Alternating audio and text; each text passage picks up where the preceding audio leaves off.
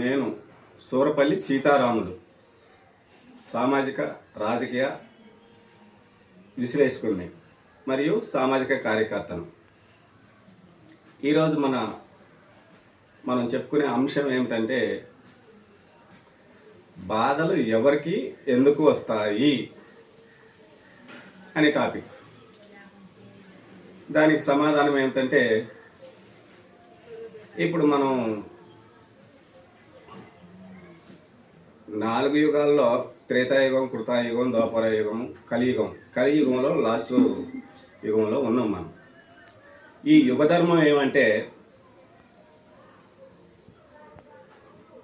ఈ యుగంలో ఎవరైతే మనుషులుగా సరే ఇతర జీవులుగా జీవిస్తారో వారందరికి కూడా 75% బాధలే ఉంటాయి, ఒక 15% సుఖం ఉంటుంది, సంతోషం. ఈ యుగ ధర్మం ఇది. ఈ యుగంలో ఉన్న ప్రతి వాళ్ళకి కూడా 7 సంవత్సరాలు ఊహ తెలిసి 7 సంవత్సరాలు వచ్చిన వయస్కుల నుండి 97 సంవత్సరాల పండు వృద్ధుల వరకు కూడా బ్రతికి ఉన్నంతకాలం కూడా ఈ యుగంలో మనిషికి సమంగా త్రాసులో తూసిన చందంగా సమంగా ప్రతి మనిషికి సమంగానే బాధలు సుఖాలు ఉంటాయి.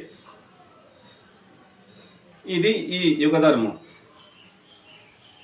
అసలు ఈ యుగంలోకి మనం ఎందుకు వచ్చినాం అంటే, ఈ యుగంలో మోక్షాన్ని పొందటం దైవనామస్మరణ, నవవిధ భక్తి విధాల్లో ఏదో ఒక విధానంలో స్మరణ, ఇతర పూజా విధానాల ద్వారా ఆ దేవుని చేసే కాంకర్యాలు అంటే కార్యక్రమాలు చేసి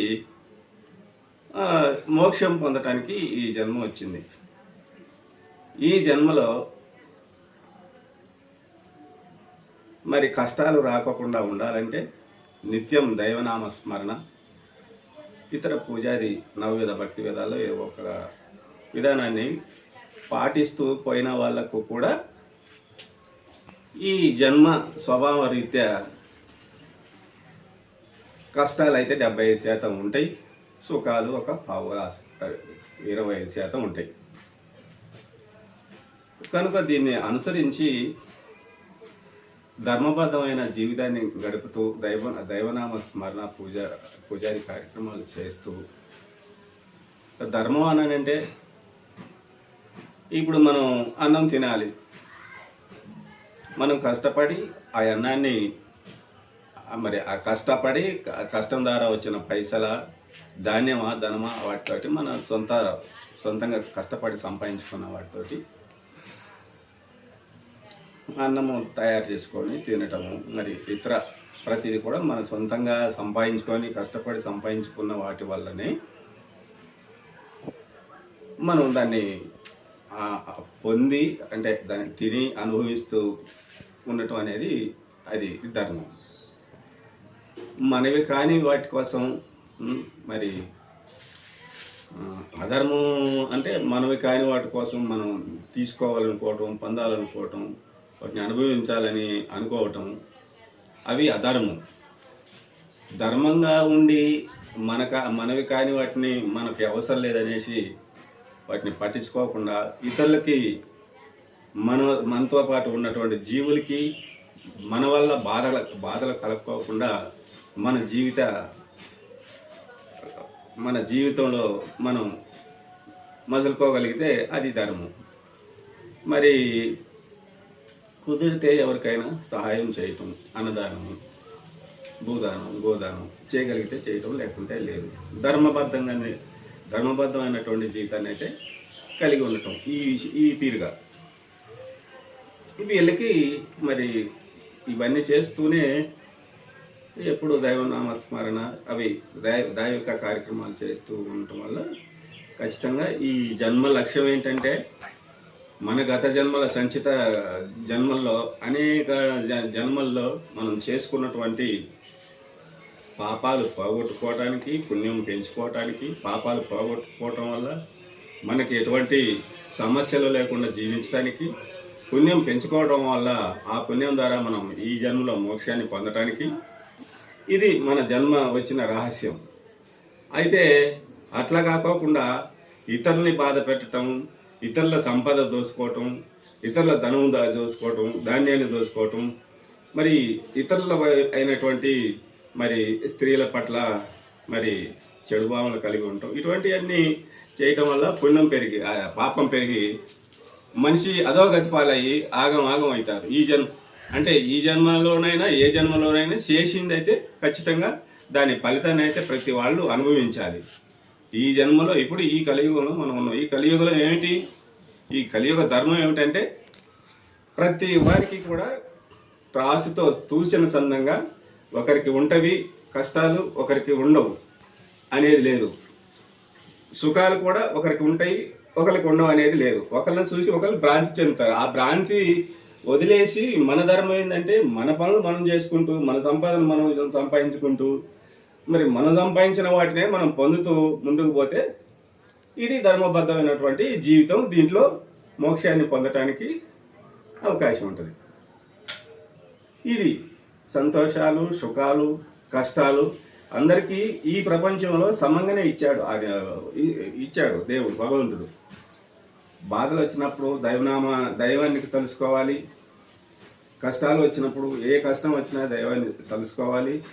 చెడు కార్యములు చేయకోకుండా ఉన్నవారికి మరి పుణ్యం ఎక్కువై మరి వాళ్ళు మోక్షాన్ని పొందుతారు. పాప కార్యములు చేయకోకుండా ఎవరైతే ధర్మబద్ధంగా జీవిస్తారో వాళ్ళకి మోక్షం వస్తుంది. కష్ట సుఖాలు మాత్రం ప్రతి మనిషికి, ప్రతి ప్రాణికి కూడా సమానంగా ఉంటాయి. ఇది తెలుసుకోవాలి. నాకే వచ్చినాయని, సమస్యలు వచ్చినాయని చాలామంది కుంగిపోతుంటారు, ఆత్మహత్యలకు దాకా వెళ్తారు. ఆత్మహత్య మహాపాపం. నువ్వు చంపుకోవటానికి నీకు అధికారం లేదు. పైవాడు నిన్ను బతకమని బ్రతికి మంచి కార్యం చేసి తద్వారా నాలో ఐక్యంగా అమ్మని చెప్పి పంపిండు.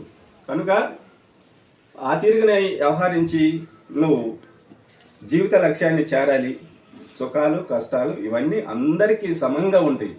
మళ్ళీ దీని గురించి ఎన్నిసార్లు చెప్పినా ఇదే దీని యొక్క కలియుగం యొక్క ధర్మం. ఈ కలియుగంలో ఉన్న ప్రతి వాళ్ళకి కూడా కష్ట సుఖాలు సమంగా ఉంటాయి. కాబట్టి ఒక్కరిని చూసి భ్రాంతి చెందకుండా, భ్రమ చెందకుండా, నేను వచ్చింది చెడు పనులు చేయడానికి కాదు, మంచి పనులు చేసి మరి నా యొక్క జీవిత లక్ష్యాన్ని చేరుకొని సుఖలోకాలకి మరి ఆ యొక్క దేవునిలో ఐక్యం కావడానికి నేను చేయాల్సింది చేయాలి. తప్పు అనేది నేను చేయకూడదు అనే మనిషి భావనలో తోటి చేయాలి. వాళ్ళ యొక్క జీవితాన్ని కొనసాగించాలి. అలా కొనసాగించడం వల్ల ఖచ్చితంగా ధర్మంగా ఉన్న ప్రతి వాళ్ళకి కూడా ఈ జన్మ లక్ష్యమైనటువంటి దాన్ని ఆఖరి మెట్టును ఎక్కి మోక్షాన్ని పొందుతారు. అధర్మం చేసిన వాళ్ళు ఈ జన్మది, ఇంకో జన్మది అంతా మీద పెట్టుకొని ఆ పాపం అంతా వెనక అది ఎన్నుముకలో ఆ పాపం జమ అవుతా ఉంటుంది. ఎప్పుడైనా సరే పాపం చేసిన వాడు పాపాన్ని ఏ కోట్ల సంవత్సరాలకైనా అనుభవించాల్సిందే. పుణ్యం చేసిన వాళ్ళు అది కూడా వారికి సుఖప్రాప్తులు లభించడానికి మరి వారు కోరుకొని వారి ధర్మబద్ధమైనటువంటి జీవితాన్ని మరి కొనసాగించాలంటే మరి ప్రాణాయామం, ధ్యానం, మరి ఈ నవవిధ భక్తి విధాలు ఇవన్నీ ఉన్నాయి. ఇవి ఏవీ తెలియకపోయినా, ఏమి చేయకపోయినా ధర్మబద్ధంగా జీవితాన్ని గడిపితే మటుకు ప్రజలకు ఈ జన్మలోనే కష్టాలన్నీ తొలగిపోతాయి. లేదు అంటే జన్మ జన్మల్లో ముందున్న జన్మలన్నింటిలో కూడా కష్టాలు ఉండి అనేక బాధలకి గురి కావాల్సి వస్తుంది. కాబట్టి ఈ యొక్క కలియుగ ధర్మాన్ని, కష్ట సుఖాలు ప్రతి వాళ్ళకి ఉంటాయి. ఉన్న కష్ట సుఖాలని భరిస్తూ ముందుకు పోవటమే, మంచి కార్యం చేస్తూ దైవ ధ్యానంలో ఉంటూ ముందుకు పోవటమే ఈ జన్మ లక్ష్యానికి చేరుకోవడానికి మీరు చేసే ప్రయత్నంలో ఇది మెట్లుగా ఉపయోగపడి ఆఖరి మెట్టెక్కి కైవల్యం పొందుతారని తెలియజేస్తూ ఈ కలియుగ ధర్మాన్ని మీకు మంచిగానే నేను చెప్పానని అనుకుంటున్నాను. సర్వే జన సుఖినో భవంతు. జై హనుమాన్.